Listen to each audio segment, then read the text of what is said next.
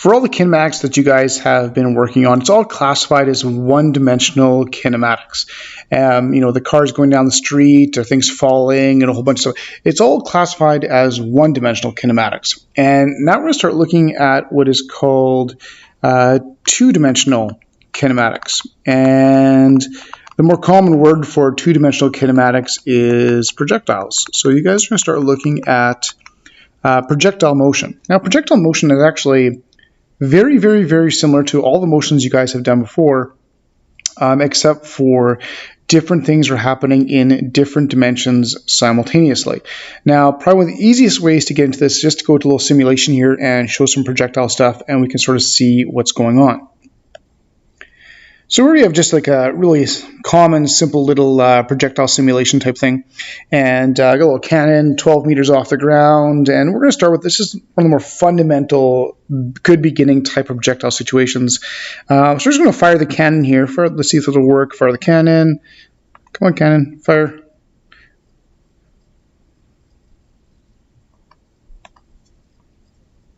There we go.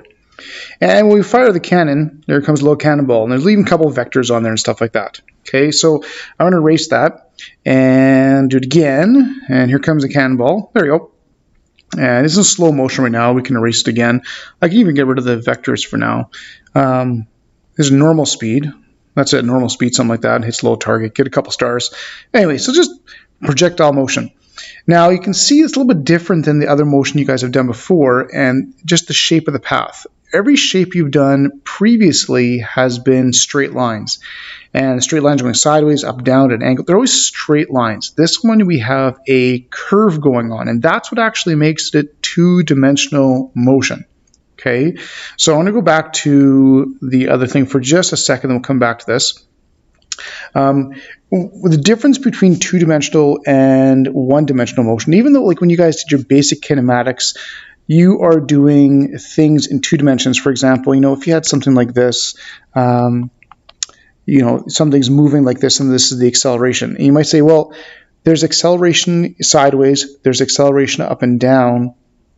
That's two dimensions. Well, yeah, it's sort of going in two dimensions, but what's different about stuff like this and sort of like one-dimensional kinematics, what's different about that is you actually have the same thing in each, whatever let's call it, XY dimension. Okay, so here you've got an acceleration in the X, here you have an acceleration in the Y. You have the same thing occurring in the X direction and in the Y direction, and that's what makes it one-dimensional. You have the same thing occurring in both dimensions. So let's go back to a little simulation thing so I can sort of show you the difference between that and two-dimensional kinematics. So for this one here, let's go fire the cannon again and get the thing going. All right, so there goes the cannonball. What we have going on in the two dimensions is not the same. Now to sort of show that, what I'm going to do is I'm going to slow it down. I'm going to erase this. I'm going to bring those vectors back. And it shows the X vector and a Y vector. And I'm going to sort of, there you go. So I just shot the cannonball and I've paused it here. And we've got two vectors. We've got the big green vector going towards the right.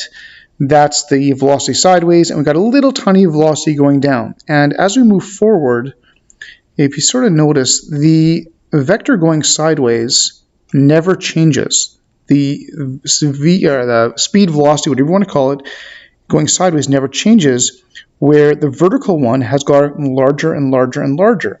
And this is one of the keys that makes this two-dimensional motion. The V going sideways stays the same. It's a constant V, where the vertical one is changing. We have a changing V. So sideways, we've got a constant V with no acceleration, and vertically, we have a changing V because of acceleration. Of course, the acceleration going up and down is, of course, as good old-fashioned gravity. Okay, so let's go back to this and what actually makes it two-dimensional motion. For two-dimensional kinematics, okay, we have different motions going on. In the X direction, we have a nice constant V. And the Y direction, we have an acceleration, of course, this is due to gravity.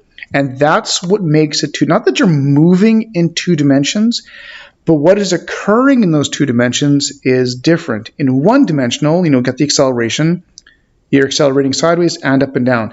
This could even be a velocity vector. Fine. Well, there'd be velocity in the x, there'd be velocity in the y. You guys found that type of stuff last year all the time. It wouldn't be only one or the other. In 2 dimensions, you have different motions. One is constant in the x direction for constant v, and then in the y direction, you've got an acceleration. So that's sort of the key difference between 1-dimensional kinematics and 2-dimensional kinematics. Now, because of this difference, here at constant v, and we've got an acceleration, since we got 2 different types of things going on, one of the key things, one of the little things to star when you're doing 2-dimensional kinematics is you want to try and keep x and y quantities separate. Okay, so you generally don't mix the 2 things together. The acceleration in the y has nothing to do with the x, and the speed in the x has nothing to do with the speed gain or loss in the y. You sort of try and keep the 2 sets of quantities separate from each other. And that's one of the keys for projectile motion. So if I go back to the little simulation thing again, there we go. Let's erase that. So we'll erase and we'll shoot it again. Oh, there we go. Come on, there you go. You can see that the v in the x direction never changes, and the v in the y direction gets bigger and bigger and bigger and bigger. Okay, so you're going to try and keep the 2 separate from each other, get 2 different motions. Well, if those 2 things are actually separate and we're not supposed to mix them together, what does that x v have to do with the y v? Well, in reality, it's nothing. How fast we actually shoot it sideways has nothing to do with what's happening vertical, because the vertical part is all being controlled by gravity. Okay, so we want to keep those 2 things separate from each other. One's an acceleration due to gravity, and the other one is a nice constant v going sideways. All right, and that's the basic idea behind projectiles. Now, there is something that sort of does tie the 2 things together. So let's go back to their screen. There you go. You want to try and keep the x and y quantities separate from each other. I'm going to try and draw a little thingamadoodle over here. For the x direction, we've got a constant v, constant velocity.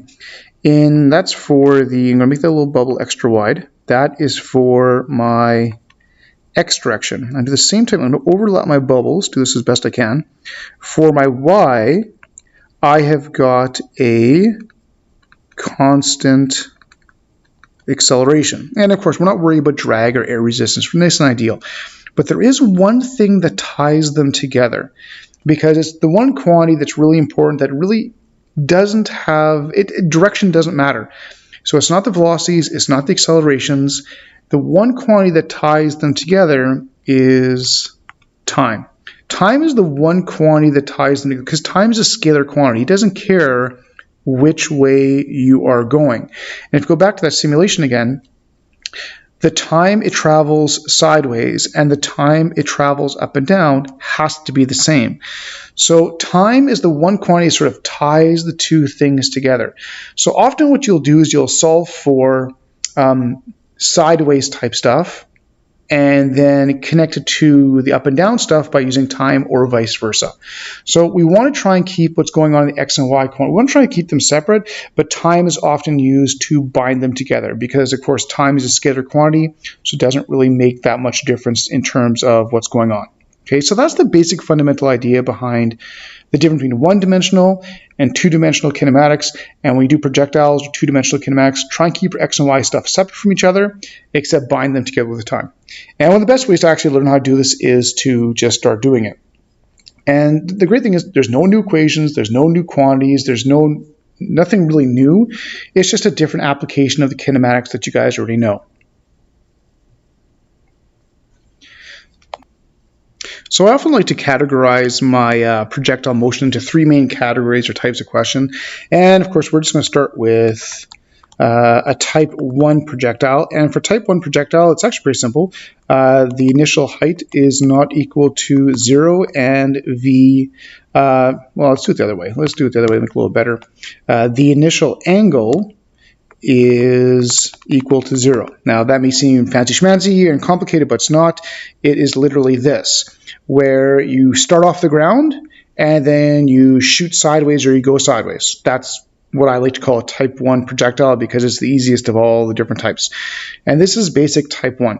Okay, so we're starting off the ground and shooting sideways. Okay, and that's basically it. So for a type 1, it's really simple. Let's do a little sketch here. Got something like this.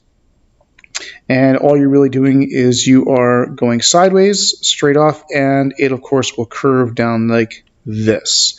And it's actually a parabola is what the actual shape, of course, would be, which I'm sure some of you guys would recognize, no problem.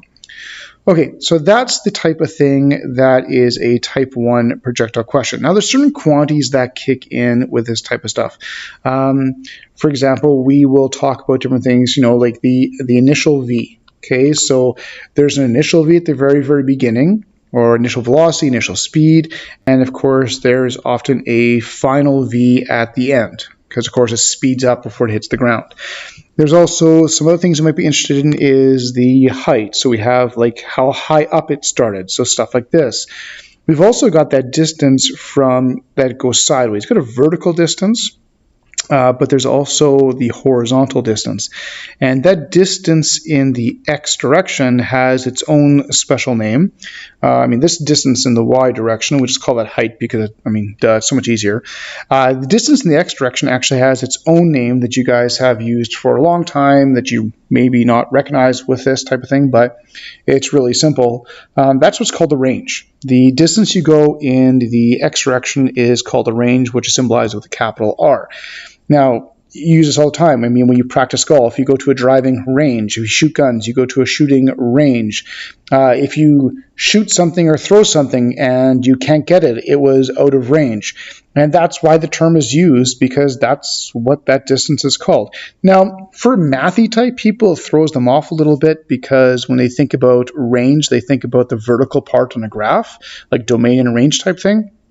But this is just different. This is something else. So that's generally what we're looking at. And so we've got stuff going on in the X and we've got stuff going on in the Y. And we're going to try and keep those two things separate, but of course we'll try and bind them with time.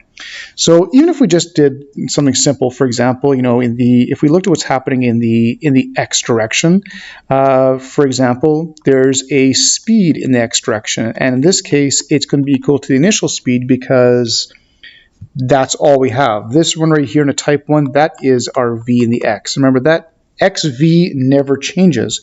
If we go back to that simulation thing and we shoot again, that X velocity vector, it never changes. It's always the same. But of course, the VY one actually starts at 0 and it keeps on getting bigger and bigger as it goes further down. Okay? So in the X direction, we've got the Vx. In this case, in this circumstance, the setup, that's equal to Vi. We've also got the distance in the X, which is what we call the range. And that's pretty much all we have going in the X direction. And in the Y direction, we've got, we have a changing Vy. And of course, the Vy at the top would start at 0. And it goes from 0 to a final V in the Y direction. We'll sort of look at that as well. So that's a little bit different. But we also have the distance in the Y, which of course is just the height. So these are some of the main quantities that we will look at. And of course, time is the one thing that sort of ties those two things together and binds them together. Okay, so that's generally what we're going to look at. And again, one of the best ways to do this is just to start a question and see how it works. Okay, now there's one really important thing about the whole time thing. Time's really important. It binds things together. And we've got to look at something that actually controls the time, dictates the time. So we're going to go back to this right here. Now, if I shoot the cannonball type thing, I'll shoot that again, shoot, there we go, and it fires off. Let's get rid of the vectors. We don't need the vectors right now. Actually, it's kind of hard to see. It's a little bit small. We'll bring that just so it's easier to see. There we go. What I can do is I can bring in this little tool that actually will tell me some information about it, and I'll crack it out here, tell me something. So what it'll do is it'll give me a couple things, but one thing it tells me is the time it took for it to land. And according to this, it took 1.56 seconds for it to land. Okay, so what if I change this a little bit? I can change my V. You can't see it in the screen, but I can actually change my how fast it's going. So I'm going to shoot it faster, and if I shoot it faster, it's going way over there. And, oh, they're good, landed frame. So if I bring my tool back over here, it took 1.56 seconds to land. Well, if I go to this one over here, oh, you can't really see it, but it's also 1.56. It's out of frame, but you can trust me, it's actually reading 1.56. It doesn't make any difference. And if I crank the speed down, maybe something like this, and do the same type of thing, when it lands over here, it is 1.56. There it's 1.56. There it's 1.56. And trust me, it's 1.56 the other one. No matter where I go, I got 1.56. No matter how much I change my initial speed by, it's 1.56. So according to this, 1.56 is how long it takes, and the speed in the X direction means nothing. So what I'm going to do is I'm going to take my initial speed. I'm actually making it 0. And I'm just going to let it fall straight down. And if I let it fall straight down, and I check the time, once again, it is 1.56. So this tells me that the time has absolutely nothing to do with my speed in the X direction.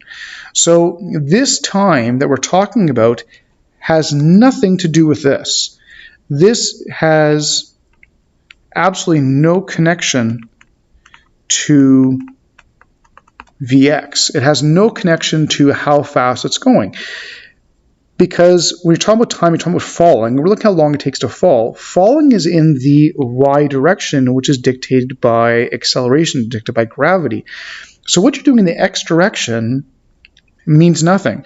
So it's a lot easier to work with time and think about things just falling instead of doing a long path. So the amount of time it would take to go along this path all the way along here would be the same amount of time to drop it straight down. So time has no connection to Vx whatsoever. Okay, so it's all actually determined by the height of the object, like how high up it is, and any V in the Y direction that might exist. So it's all dictated by Y stuff. So it's the Y components that typically dictate the time, but then you can use that time and connect it to X quantities. Okay, so let's just take a little question here. Let's do a little practice here and sort of see how this works, and just work through a question to sort of see how things all tie together. So I'm going to get rid of all this, and we'll just make up a question here and piece some things together. So really simple. Just draw a little cliff. There we go, something like that. Really, really simple. Okay, and do something. Here we go. Okay. All right, so got a guy up here. He's got a rock. He's going to throw the rock. There we go. He's going to throw the rock, and the rock's just going to do something like this. All right, so let's make up some quantities and see how it all kicks in. Let's say he throws the rock at 8 meters per second, and let's say he is 14 meters off the ground, and let's just solve for some different things. Okay, well, what can I solve for? Now, since time does connect to things, it is great if you can get to time as early on as possible. It just often makes things easier. Now, with the 8 meters per second, there's not really much I can do with that, but I can do something with that 14. I have the height, because I know the amount of time it takes to go like this is the same amount of time as to drop it straight down. Well, I know the distance it's dropping, and I know the acceleration due to gravity. I can easily calculate time. This is where one of your little kinematic expressions kicks in. This is where distance is equal to 1/2 at squared, works really, really, really nicely. The distance is the height. The acceleration is gravity. I can solve for the time it takes to drop down that 14 meters. So the time it takes to drop down will be 2 times the height divided by g, and I have to square root it because this is my height and this is my g, so I just got to switch up my variables and I can calculate how long it took for it to fall down. And if I do punch that all out, I don't get screwed, I get about 1.69 seconds. So it takes 1.69 seconds to do this, and it would take 1.69 seconds to do that. Okay, so now that I got the time, there's pretty much nothing I can't really solve for. Since I'm talking about going up and down, I can keep working on going up and down. It is dropping straight down. You're just doing the same type of thing as dropping a rock straight down 14 meters. So we can look at that type of stuff. But one of the great things, once you have the time, one of the nice ones you can find actually is the range. Now, range is the horizontal distance. That's from here to here. Now, that's something, that's an X direction thing. Well, that is my V, the X right there. That 8 meters per second, that is my V, the X. Well, how do you find distance with a speed that doesn't change? Well, that's just dTV, really simple. The Vx doesn't change. If I have the time, I can use dTV in order to figure it out, and I got the time right there. So all I have to do is take my time, multiply it by my Vx, basically dTV, and I can calculate the range. So I take my time and I multiply that by 8, I get around 13.5 meters. So it would have landed 13.5 meters away from the base of the cliff. Okay, so I've got my vertical distance, I've got my horizontal distance, I've got all my D's, I've got my Vx, I've got my time. What about a final V? A final V is another really common thing to find. Now the only thing is when it gets to the bottom there, if we go back to that simulation thing again over here, let's give it a little more, let's give it some Vx here actually. And we'll clean things up and get rid of this thing here. Let's just clean things up here a little bit. And I shoot it. There we go. Oops, shot two at once. There we go. Try that. Okay. So I've got my Vx, which doesn't change. And I've got my Vy, which is changing. And if I would look at any other point, there's a total velocity, which of course is a combination of the two vectors. And that total velocity changes as it keeps going. The Vx part doesn't change, but as the Vy part continues to increase, it sort of starts bending down more and more and more and more. So in order to find out what the final V would be when it actually hits, I've got the Vx that doesn't change, but I need to find out what the Vy was, or what Vy was gained when it fell. And again, I can just go back to the idea of just basic free fall from the edge. It basically did a free fall for 1.69 seconds. So when it's going down here, when it's falling down, there's a change in Vy. And it has nothing to do with Vx because they're in different dimensions. So I can find my change in Vy by just doing VAT. Gravity is what is accelerating it. It's falling straight down and it falls for 1.69 seconds. So if I just multiply those two, I will get about 16.6 meters per second. So if you drop the rock straight off the cliff and it fell and hit the ground, it hit the ground going 16.6. So when I put those two things together, I've got the initial Vx that I started with. That's right up here. That Vx never changed. I had 8 going sideways, which never changed. But now I've got this new one. I've got 16.6 going down, which then gives me my overall resultant velocity, which would look something like that. Okay, so just got to combine the two things together. So of course, if you want, I would typically move this over here. Oh, transparent selection. There we go. That's better. I'd move it over there. A little bit easier for me to visualize, and it'd be easier to solve the angle and stuff like that. So anyway, so we've got the Vx, which never changed. We've got the Vy, and it's just a triangle. So your basic triangle stuff kicks in from grade 11 and grade 12, actually. So if we want to find the hypotenuse, we've got that 16.6 for the Y, and then we will add the 8 squared for the X, root it, and we find out our hypotenuse is around 18.4. So this thing hit going around 18.4 meters per second. And then of course we want the angle. The angle we'd solve for is right in there. So I would probably use tan theta to solve for it, or inverse tan theta to solve for it. And bigger angle. And if we punch out the angle using basic trig, this is like 64 degrees in there.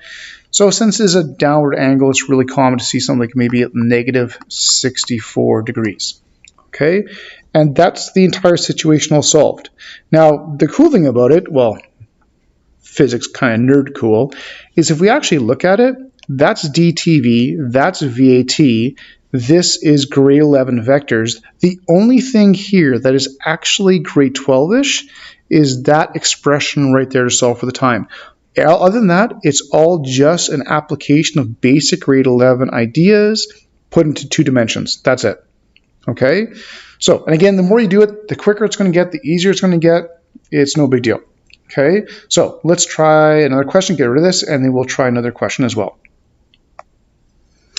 Okay, so let's try something else here. Let's try this. Let's draw some grass. There we go. And draw a person over here. There we go. That is a giant head. All right. And just, let's go. Let's just have them throw a little baseball as hard as they can. There we go, something like that. No big deal. Okay, so they throw the baseball and they throw it straight, and it's going to travel along something like that. There we go. No big deal. Okay. So let's see. Let's say the baseball lands after, let's say 0.55 seconds.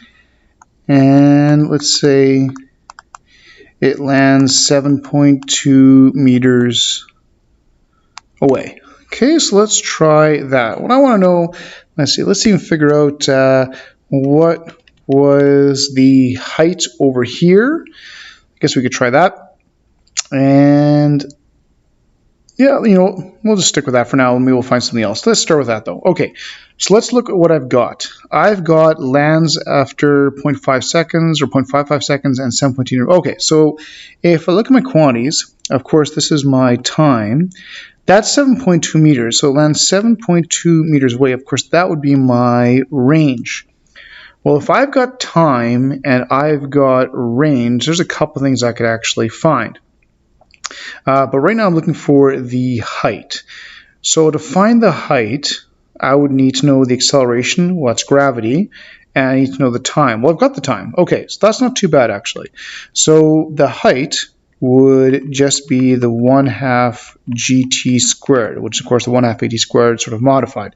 So I've got the 1/2, and I've got the 9.81, and I can multiply that by the 0.55 squared, and that gives me a height of about 1.48 meters. So they were 1.48 meters off the ground when they threw it.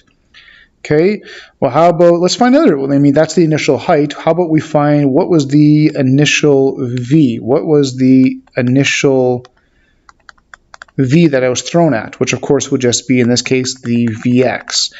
So if I want to find the Vx, well, that's where my range could kick in, because range and time and V is basically dtV going sideways. If I just do the range divided by the time, that will give me a Vx.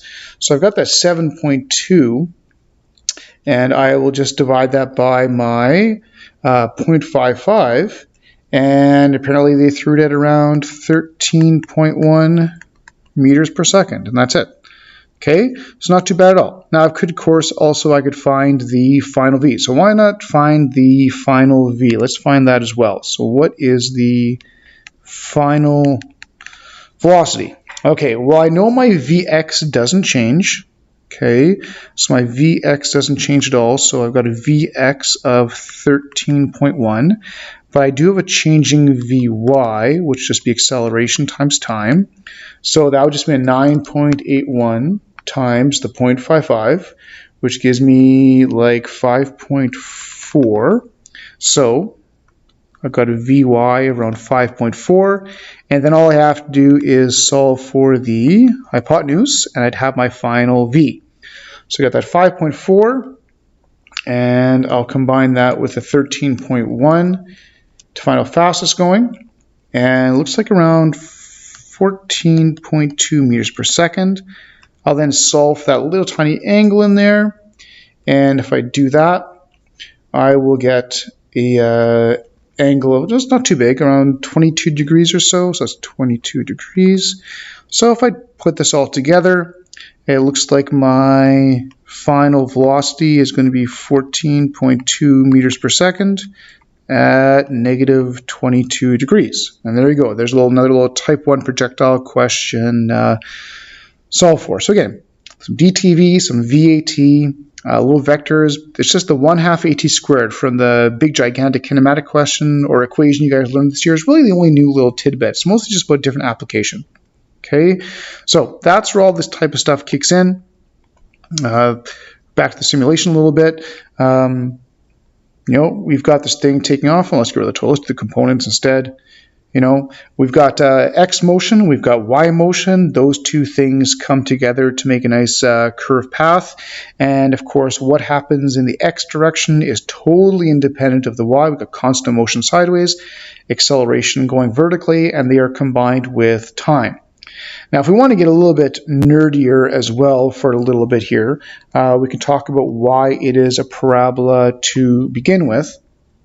And we sort of nerd this up a little bit more with that type of math type knowledge. When you guys have worked with parabolas, and let's do this a little quick right here. When you guys have done parabolas, usually, say y-x graph, you have something like this, or maybe you have it on both sides, because you're graphing the y equals x squared type thing. Well, that's the same reason as why the shape of the projectile is also parabola, because when you go sideways, it's constant speed. Okay, right? It's just moving along, no big deal. You've got you got like dTV is basically what's happening sideways, but vertically the distance is 1/2 AT squared. So that's the vertical type stuff, and that's why one part is well, they're both very similar to the y equals x squared type thing. This part here, the distance is going up by a linear fashion, right? The same way your x values go up by constant amounts. But vertically, because you have that squared on there, the vertical part ends up being the product of a square type thing, so it shoots up really big. The same way your y values also shoot up really, really big to give it that whole parabola shape. So it's because you sort of have a t going one way and a t squared going the other way, that gives it the parabola shape. The same way you've got x going one way and then x squared to give you your y going vertically. So it's the same type of thing. If we sort of adjusted the graph a little bit, you have your x values this way, the vertical part is y, but that's actually equal to x squared. The same way in a projectile, what's going sideways is dictated by time, but what's going vertically is dictated by time squared. So that's why we get the parabola shape out of it, the exact same reason in math with the whole parabola type thing, exact same shape. It's all connected mathematically. Okay, but that's just a little nerd touch up right there for you of why the shape exists the way it does. Okay, so projectile motion, not too bad. Really, there's two more types of setups we'll look at, but it's the same type of calculations over and over again, just different perspectives. Really, dTV, VAT, it's a little bit of vectors, and then that 1/2 AT squared part of the big equation kicks in every now and then. It works really nicely for this type of thing. Okay, but that's basic type 1 projectiles.